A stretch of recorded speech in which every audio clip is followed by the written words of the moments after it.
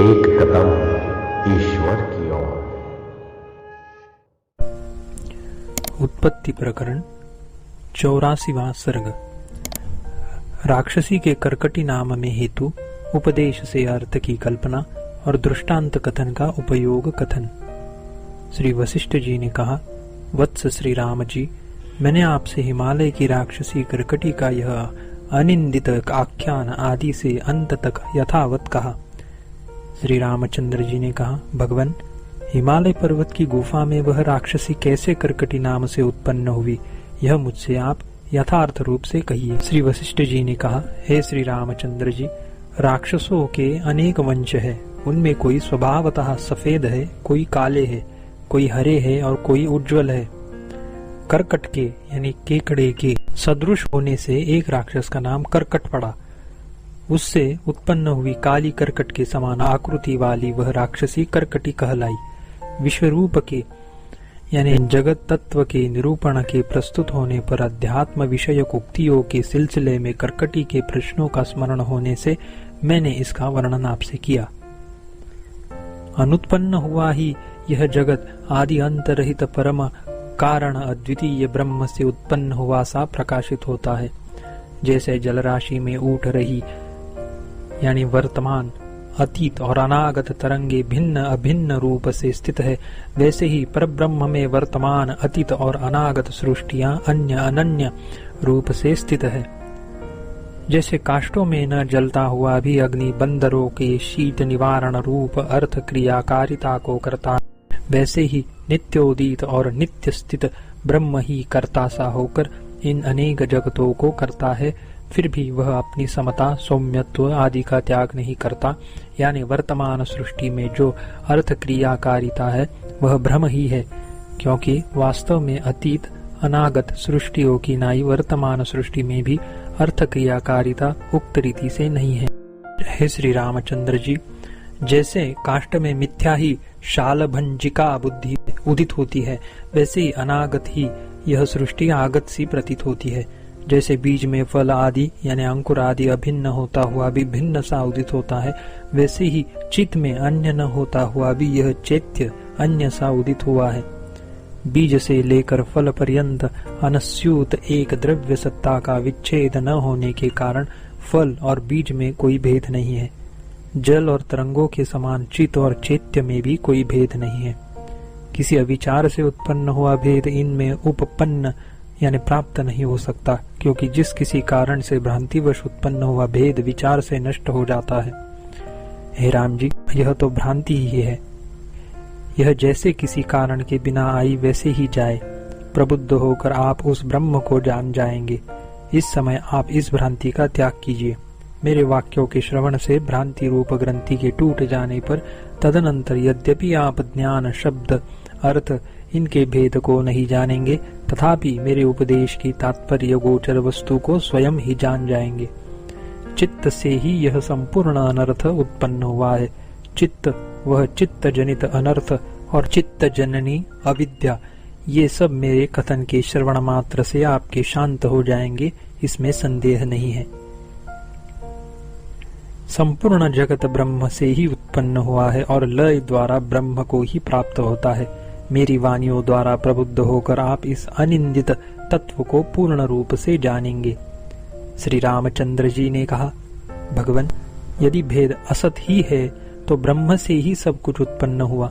इस प्रकार की आपकी उक्ति में तथा तस्मद्वा ऐतस्मादात्मन आकाशः संभूतः इत्यादि श्रुति में तस्मात् यह भेद प्रतिपादिका पंचमी और सब परब्रह्म से अभिन्न ही है, यह अभेद प्रतिपादक वाक्य दोनों कैसे, यानी दोनों की उपपत्ति नहीं होती। तात्पर्य यह हुआ कि लक्ष्य और अलक्ष्य के भेद तथा अनेक प्रतियोगियों के अभाव में शब्द की प्रवृत्ति नहीं होगी। ऐसी अवस्था में लक्षण द्वारा लक्ष्य बोधन रूप व्यवहार की असिद्धि होने से उपदेश ही नहीं बनेगा।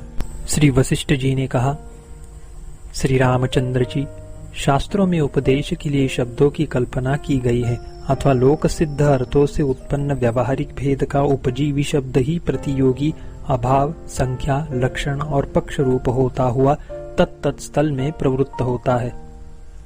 व्यवहार से ही यह भेद देखा जाता है, यानी भेद व्यावहारिक है, वास्तविक नहीं है। जैसे बालक को वेताल की कल्पना होती है, वैसे ही व्यवहार के लिए इस भेद की कल्पना की गई है। जहाँ पर यानी स्वप्न या गंधर्व नगर आदि में द्वैत और ऐक्य नहीं है, वहाँ पर भी इस प्रकार का लक्षण आदि व्यवहार है।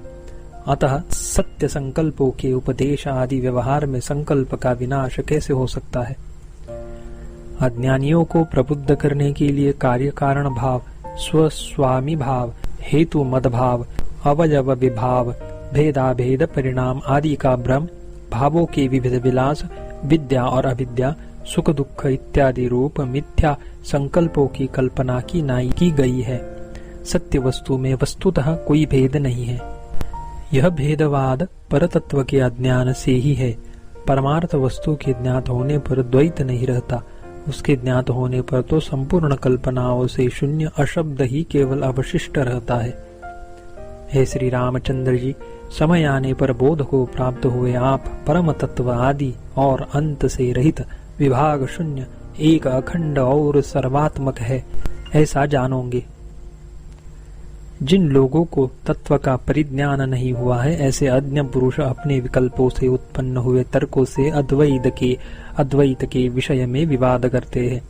उपदेश से तत्व वस्तु के ज्ञात होने पर द्वैत नहीं रहता। यह संपूर्ण भेदवाद जब तक वेदांत तत्व का उपदेश नहीं होता तभी तक रहता है। द्वैत के बिना वाच्य वाचक का परस्पर बोध नहीं हो सकता। द्वैत का वास्तव में संभव ही नहीं है, क्योंकि वह वेताल कल्पना के समान कल्पित है, इसलिए मौन ही सिद्ध होता है। हे श्री रामचंद्र जी, पंचमी आदि से अवगत वचोभेद का यानी द्वैत का परित्याग कर यतो वा इमानी इत्यादि लक्षण वाक्य से उत्पन्न बुद्धि को अखंड महावाक्यार्थ में यानी तत्वमस्यादि महावाक्यार्थ भूत ब्रह्म में ही निष्ठावाद यानी पदों के वाच्य और लक्ष्य अर्थों की व्युत्पत्ति के द्वारा पर्यवसन्न कर यह जो कुछ मैं आपसे कहता हूँ उसे सुनिए। मन गंधर्व नगर की नाई जिसका हम निर्वचन नहीं कर सकते, ऐसे किसी हेतु से यानी अनिर्वचनीय अज्ञान से उत्पन्न हुए इस जगत नामक अपने जृंभन यानी विकास का विस्तार करता है, जो केवल भ्रांति मात्र है।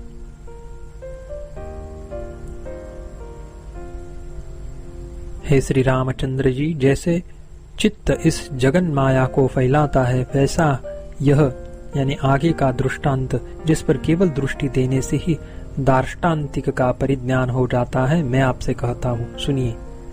हे श्री रामचंद्र जी, जिस दृष्टांत को सुनकर यह संपूर्ण दृश्य भ्रांति मात्र ही है, ऐसा स्वयं निश्चय करके आप वासनाओं का परित्याग कर देंगे।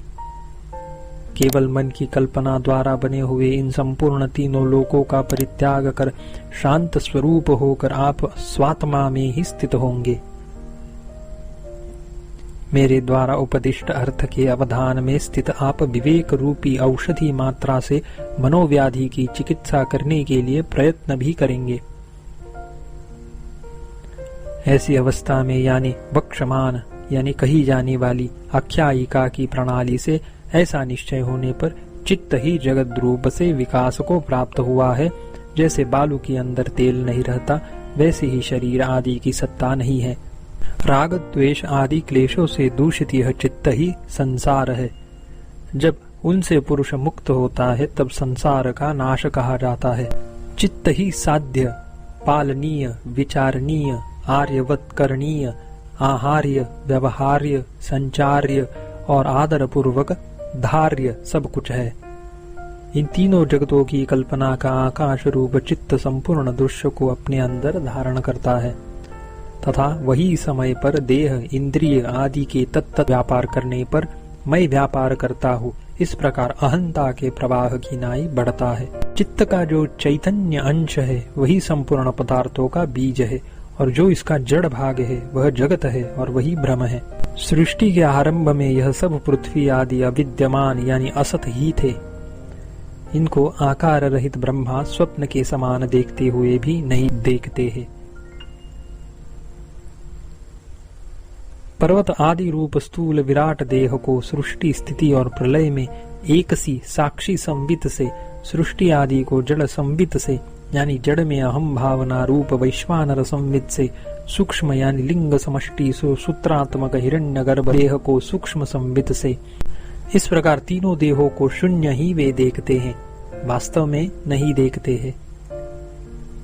जैसे सूर्य तेज से सौम्य और निर्मल जल व्याप्त रहता है, वैसे ही सर्वव्यापी आत्मा से अपना चैत्य स्वरूप भूत मन व्याप्त है।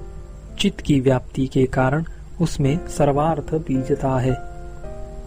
चित्त रूपी बालक अज्ञानवश जगत रूपी मिथ्या वेताल को देखता है। यदि उसमें बोध उत्पन्न न किया जाए तो वह अपने निर्विकार उत्कृष्ट स्वरूप को देखता है। जिस प्रकार आत्मा द्वैत और एकत्व भ्रम करने वाली दृश्यता को प्राप्त होता है, उसे आप सुनिए। मैं वक्षमान यानी कही जाने वाली कथा द्वारा उसे कहता हूँ।